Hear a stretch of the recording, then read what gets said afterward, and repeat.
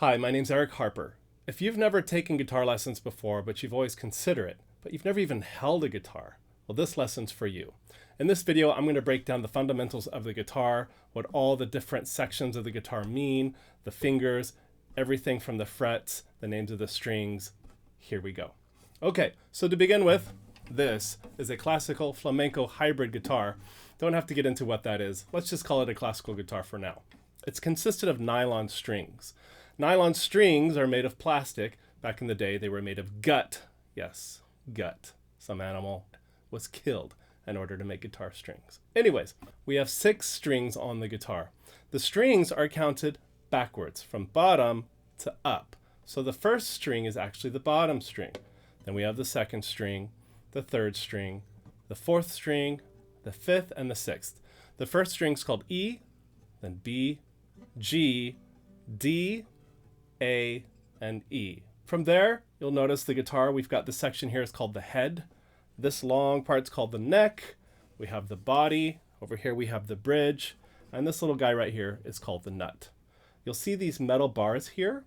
You count them starting here, 1, 2, 3, all the way up. On a classical guitar, you're going to have about 19 of these metal bars, which are called frets. When we place our fingers on the guitar, we place it right before the fret, not on the fret, or you get kind of a buzzing, muted sound, but right before it is your cleanest sound. When we play, we use our left hand, of course, on the fretboard. Unless you're a left-handed guitarist, then it's the mirror image opposite. And we count the fingers 1, 2, 3, 4. We don't count the thumb. Thumb's not used except to hold the guitar. When we place our fingers on the frets, like I said before, we place it right before the fret, which is the sweet spot where we want to place our finger.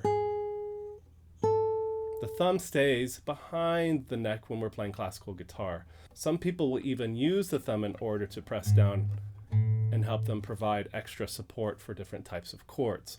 There's many different ways you can hold the guitar. You'll notice right now I've got it over my right leg, and my right foot is actually on a yoga block. Some people in flamenco guitar will cross their right ankle over their left knee and play like so. In classical guitar, you'll put a footstool on your left foot and the guitar will go between your legs like so. And the idea is to get the nut to your eye level and then the sound hole around close to where your right hand is. This can be ideal for chording and also for getting up in those high and hard to reach places. The way I'm playing again is that I've got a yoga block on my right foot and I've got my right leg elevated.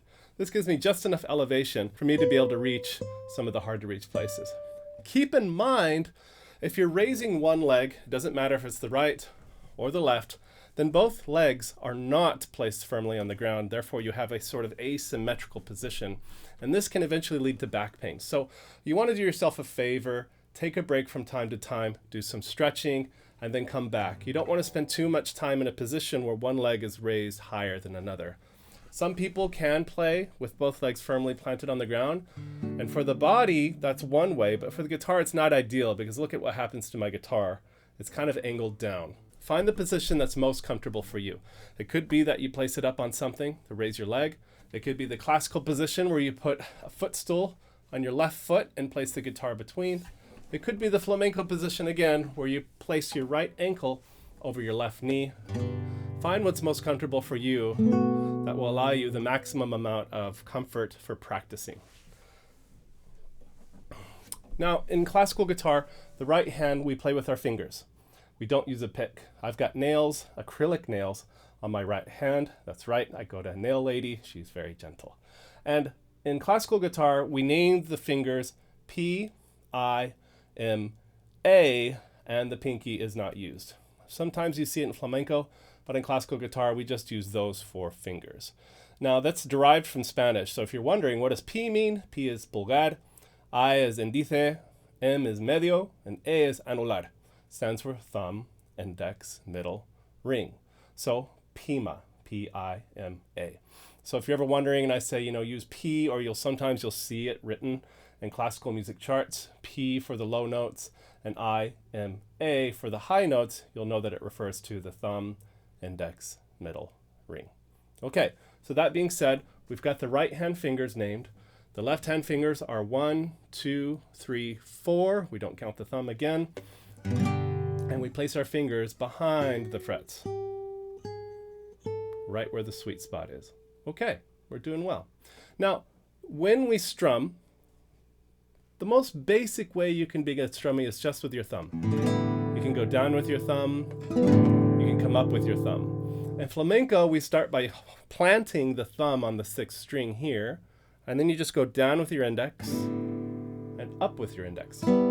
So if I've got a simple chord, let's say I've got C major, I'll go down with my index, up with my index. Or if I just want to use my thumb, I'll go down with my thumb, up with my thumb. This is a very basic way to begin strumming.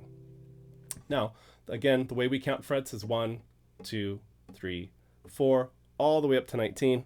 Very rare I'll actually get up to that 19th fret, but for the most part, we're going to remain in this first position area. First position meaning first fret, first position. Okay, now when we chord on the guitar, when we place our fingers on the guitar, we place using our fingertips. I'll place it here in the other camera. We don't want to go flat on the guitar. We want to place our fingertips. We want to round them.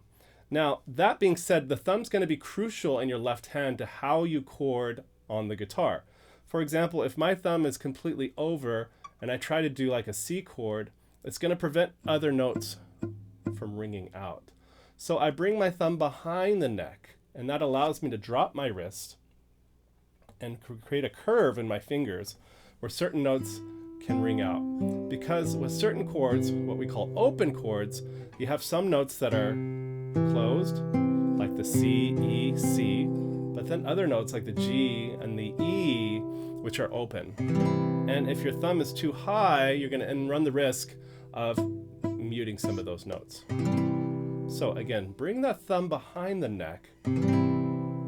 That way it creates a nice rounded hand in order for you to chord an open chord. So if you ever take a look at my left hand, you probably won't see my thumb.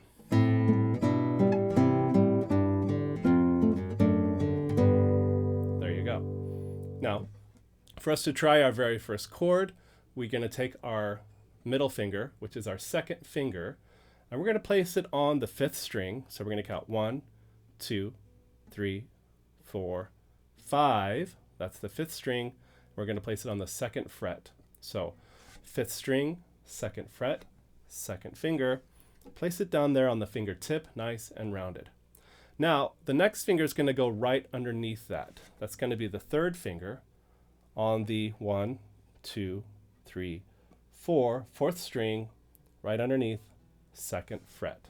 Remember, keep that thumb behind the neck and low, and then you're going to strum all strings. Now we've got our first E minor chord.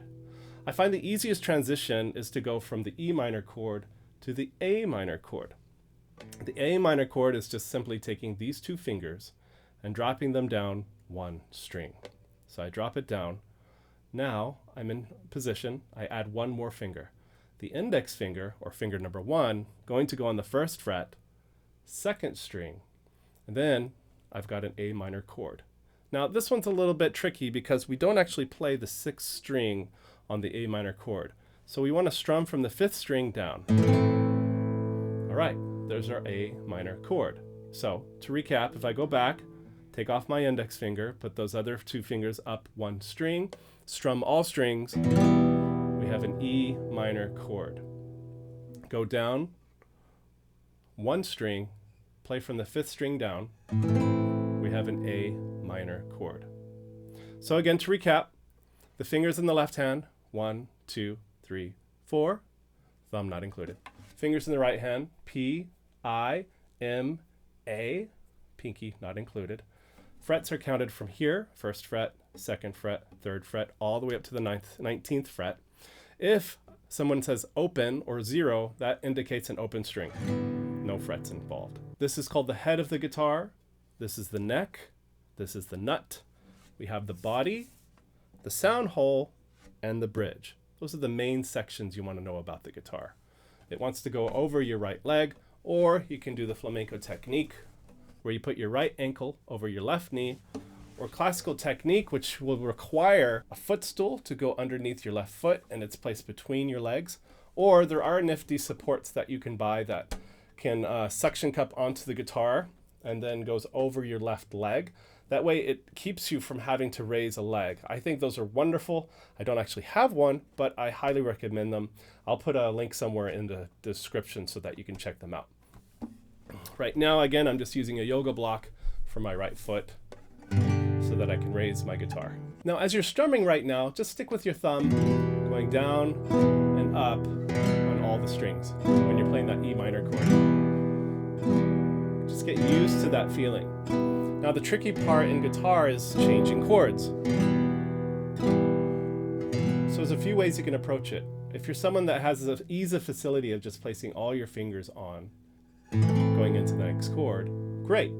If you're finding that a little tricky, then what you want to do is take one finger at a time, second finger, third finger, first finger for that A minor, and then you begin strumming.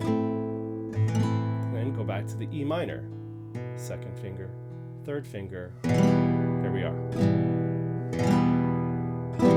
Okay, now as you start to feel more confident with changing chords, but you're still not able to get all three fingers in on the A minor chord, well, just take the E minor chord and bring those two fingers down together, then add the index. There you go. And move back to the E minor. Okay, so those are just the real fundamentals of guitar, just very basic stuff, things that will help get you started on playing this instrument. If you have any questions, put them in the comments and I'll respond. And if it's something really big, I'll make a video over it. My next video, I'm going to be getting into more strumming patterns, so stay tuned for that. Thank you for watching. We'll see you next time. Ciao.